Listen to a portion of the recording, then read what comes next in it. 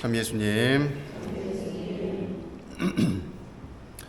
네, 오늘 일독서의 창세기의 말씀이 나오는데 창세기 28장에 나오는 이 내용의 주인공이 있다면 이름이 뭘까요?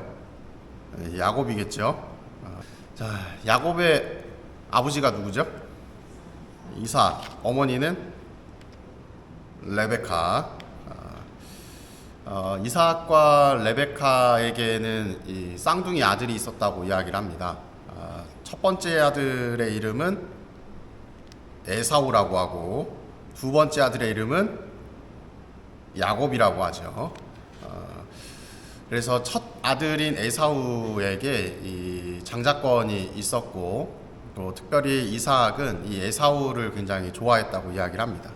쌍둥이였지만 아마도 이란성 쌍둥이였나 봐요. 에사우는 굉장히 어떤 남성성이 훌륭한 뛰어난 사람이었습니다. 몸에 털도 많았고 또 사냥하기를 좋아했고 그와 반면에 야곱은 집에 홀로 있는 것을 좋아하고 또 에사우와 반대로 막 털이만 이렇게 나 있지도 않고 조금 어떤 여성적인 모습 그런 모습을 지니고 있었던 것 같습니다. 요즘 말로 테토남과 에겐남이라고 이야기를 하는데 들어보셨나요? 못 들어보셨죠? 요즘에 신세대들이 남성이 굉장히 남성성이 있다 하면 테스토스테론이라고 해서 이제 테토남, 에스트로겐 여성의 호르몬이 많다 해서 에겐녀, 테토남, 에겐녀 네, 이렇게 부른다고 이야기를 합니다. 여튼 다시 돌아와서 이 에사우와 야곱에게 있어서 둘의 사이를 보았을 때 그리 썩 좋지는 않았던 것 같아요. 왜냐하면 아버지는 에사우를 아꼈고 어머니인 레베카는 이 야곱을 아꼈고 근데 그 과정 속에서 에사우는 장자였기 때문에 이 장자권을 가지고 있었죠. 축복을 받을 우선권이 있었던 겁니다. 근데 어느 날 에사우가 밖에 나가서 막 사냥을 하고 돌아왔을 때 너무 배가 고팠던 거죠. 그때 야곱이 이 팥죽을 쏘아 가지고 에사우에게 건네주려고 합니다. 근데 조건이 너 지금 굉장히 배가 고프지? 네가 가지고 있는 장자권을 나한테 넘겨. 그랬더니 에사우가 별로 대수롭지 않게 그 장자권이 뭐라고 하는 마음으로 팥죽 한 그릇에 장자권을 홀랑 넘기게 됩니다. 그리고 나서 그 뒤에 이제 이삭이 눈이 점점 어둡고 이제 하느님 곁으로 갈 날이 머지 않아서 자신의 축복을 아들에게 주려고 해요. 누구에게 주려고 했을까요? 에사우에게 주려고 했던 거죠. 야곱보단 에사우를 더 아꼈기 때문에, 나아가서 또 장자였기 때문에. 그래서 이제 에사우에게 이제 이야기를 합니다. 밖에 나가서 사냥하고 온 것으로 나에게 고기를 잡고 그리고 고기를 대접하고 이후에 내가 너에게 축복을 해주겠다라고 이야기를 했는데 그 이야기를 누가 엿들었어요? 누가 엿들었냐? 레베카가 엿들은 거죠. 그래서 이러다가는 내가 사랑하는 야곱은 뭐 아무것도 아니겠네 하는 마음이 들어서 야곱에게 가서 이야기를 하죠. 그랬더니 야곱이 이제 염소고기를 탁 준비를 해가지고 에사우처럼 몸에 막 털도 막 그렇게 막 입고 그리고선 가서 고기를 탁 대령을 합니다. 눈이 어두웠으니까 이삭은 눈으로 보고 얘가 야곱인지 에사우인지 판단을 하지 못하니 손으로 더듬더듬 이제 이 에사우의 몸을 만져요. 근데 그랬더니 여기 몸에 털이 있었던 거죠. 근데 목소리는 들어보니 얘가 에사우인지 야곱인지 애매했지만 그래도 이 에사우라고 판단을 하고 축복을 내립니다. 그리고 그 축복을 받고 나서 이제 하느님의 축복이 야곱에게 내리게 되는 것이죠. 이후에 그 사실을 알게 된 에사우는 화가 났을까요? 너무 기뻤을까요? 화가 났겠죠. 자신의 축복을 빼앗겼다는 생각에. 이 하느님의 축복이라 하면 단순히 그냥 기도해주는 차원이 아니라 앞으로 이 축복을 받은 이는 뭐 가축도 많이 거닐게 될 거고 또 후손도 많이 낳게 될 거고 앞으로 할 모든 일에 탄탄대로가 열리는 그런 약속된 어떤 축복이었던 겁니다. 그러니 에사우가 이제 화가 나서 야곱을 죽이려고 했고 그걸 안 야곱은 어떻게 했을까요? 도망을 갔겠죠. 굉장히 여성성이 있는 그런 존재였다라고 보여지기 때문에 에겐남이라고 보이기 때문에 도망을 가게 됩니다. 그 도망가는 내용이 이제 오늘 나오는 28장의 창세기의 내용인데 야곱은 브에르세바를 떠나서 하란으로 갔다, 하란으로 가다가 라고 이야기를 하는데, 하란이라고 하는 것이 이제 이 아브라함이 처음으로 떠나왔던 이 하란과 수르라고 하는 그 바빌론 인근에 있는 그 지역에서 약속된 땅, 가나안 땅으로 하느님의 명을 받아서 떠났던 그 고장인 겁니다. 고향인 거예요.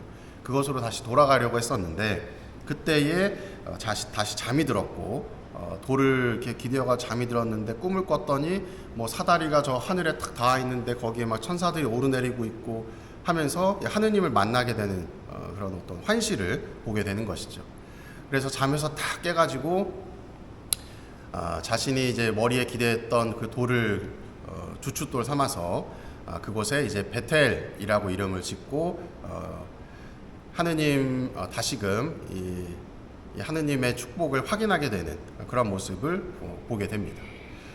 이 베텔이라고 하는 의미가 하느님의 집이라고 하는 의미라고 이야기를 해요.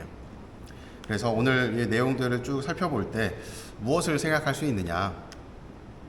야곱의 입장으로 보면은 야곱이 아니 에사우의 입장으로 보면 야곱은 어떤 인물이었을까요? 도둑놈이죠. 나쁜 놈이고. 근데 그러한 도둑놈이고 나쁜 놈임에도 불구하고 하느님께서는 야곱에게 내린 축복을 거두지 않으셨다는 거예요.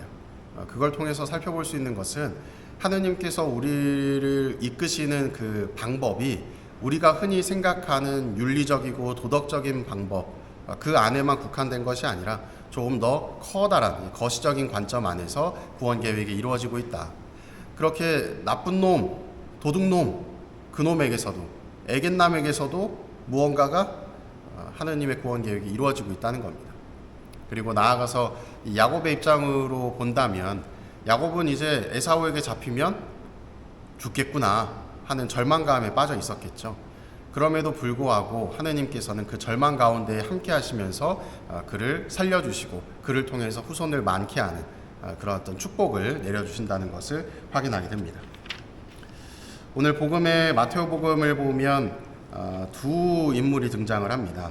회당장이 등장을 하고 또 혈루증을 앓는 여자가 등장을 하는데 보면 뭐 이제 액자식 구성이라고 이야기를 해서 처음과 끝에는 이 회당장이 등장하고 회당장의 딸을 살리는 내용이 등장하고 그리고 그 회당장의 집으로 가는 과정 속에서 혈루증을 앓는 여자를 치유하는 내용이 이 복음에 나타나게 되죠.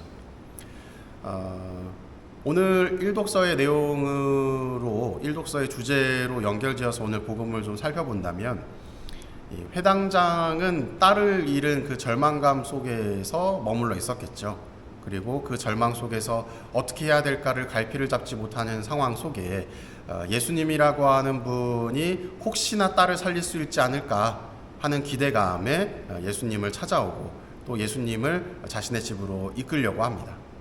그리고 혈루증을 앓는 여자 또한 수십 년을 매일같이 이제 피를 흘리면서 고통스러운 상황 속에 놓여 있는데 단순히 몸의 고통만 있었던 것이 아니라 그 여인은 사회에서부터도 격리되어 있는 상황이었던 겁니다. 왜냐하면 유다 사회에서 이 피라고 하는 것은 굉장히 부정적인 것이었기 때문에 그래서 한 달에 한 번씩 여성이 월경을 할 때에는 사람들이 그 여인에게 가까이 가지 않았습니다. 부정하다고 생각했기 때문에. 근데 몇 년이라고 나오죠? 12년, 12에 정확히 12년인지는 모르지만 성경의 어떤 숫자적 의미로 보면 굉장히 오랜 시간이라고 이해하는 것이 더 바람직하지 않을까 싶습니다. 굉장히 오랜 시간 동안에 이 여인이 12년이라고 하는 그 이상 될 수 있는 그 시간 동안 사람들과 격리되어서 지냈다라고 하는 것은 굉장히 몸뿐만 아니라 이 마음도 상처를 굉장히 많이 입은 상태다라는 것을 살펴보게 되죠. 몸과 마음이 아프다는 것은 모든 것들을 다 포기하고 내려놓는 절망적인 상황이라고 볼 수가 있습니다. 그러한 절망적인 상황 속에서 그리스도의 옷자락수를 잡으면 내가 낫겠지라고 하는 그 기대와 희망 속에 손을 뻗었고 그로 인해서 기적을 체험하게 되는 이 회당장과 또 회당장의 딸 그리고 혈루증을 앓는 여인 절망 속에서 항상 함께 하시는 그리스도를 우리는 발견하게 됩니다. 우리의 삶 속에서 항상 기쁘고 즐거운 일만 있는 것이 아니라 어찌 보면 100가지 중에 한두 가지 정도는 기쁘지만 나머지 98가지, 9가지는 힘들고 고통스러운 나날들이 더 많이 있겠죠.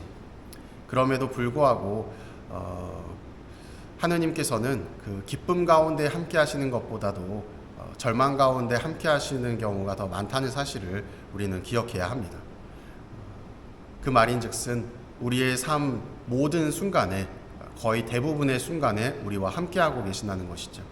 그러니 속상해하고 좌절하고 힘들 때마다 하느님이 어딨냐고 울부짖고 또 통곡하는 것이 아니라 언제나 나와 함께 계시는 하느님이 있으시다라고 하는 그 확신 속에서 위로를 받으시고 또 그 안에서도 희망을 발견하시기 바랍니다. 그를 통해 다시 일어서고 또 그리스도 안에서 하나 될 수 있는 그런 신앙인이 되셨으면 좋겠습니다. 사랑합니다.